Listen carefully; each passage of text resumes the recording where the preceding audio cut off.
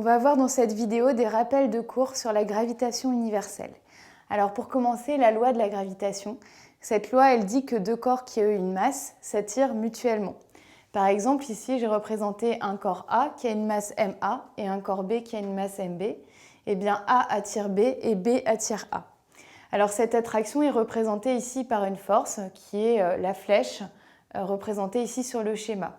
Donc ici, on représente l'attraction, cette flèche représente l'attraction exercée par B sur A, donc B attire A vers lui, et cette flèche représente l'attraction exercée par A sur B, donc A attire B vers lui. Donc pour calculer l'intensité ou la valeur de cette force, il y a une formule que vous ne devez pas savoir par cœur, mais que vous devez savoir appliquer. Donc on va vous donner la formule et vous devez savoir remplacer les termes dans la formule par leur valeur. Donc cette formule, c'est la suivante, qui permet de calculer l'intensité ou la valeur de cette force. C'est G, F est égal à G multiplié par la masse de A multiplié par la masse de B divisé par la distance qui sépare les deux centres, donc le centre de A et le centre de B, au carré. Donc dans cette formule, G est une constante qui sera donnée, qui vaut 6,67 fois 10 puissance moins 11. MA, c'est la masse du premier corps qui doit s'exprimer en kilogrammes. MB, c'est la masse du deuxième corps qui doit s'exprimer elle aussi en kilogrammes. Et D, c'est la distance donc au carré qui, elle, doit s'exprimer en mètres. Alors, on va voir un exemple d'application de cette formule pour calculer l'intensité ou la valeur de la force gravitationnelle exercée par la Terre sur la Lune, puis par la Lune sur la Terre.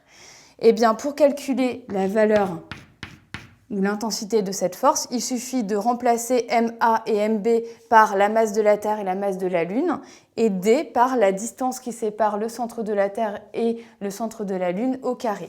Donc dans le calcul, cela fait G, donc 6,67 fois 10 puissance moins 11, multiplié par la masse de la Terre, donc 5,98 fois 10 puissance 24, multiplié par la masse de la Lune, qui est donnée, 7,35 fois 10 puissance 22,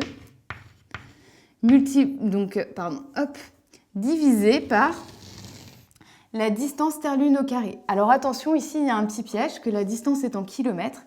Or, on a dit que la distance devait être en mètres. Donc pour passer des kilomètres au mètre, il faut multiplier par 1000. Vous pouvez utiliser un tableau de conversion si vous avez des difficultés avec ça.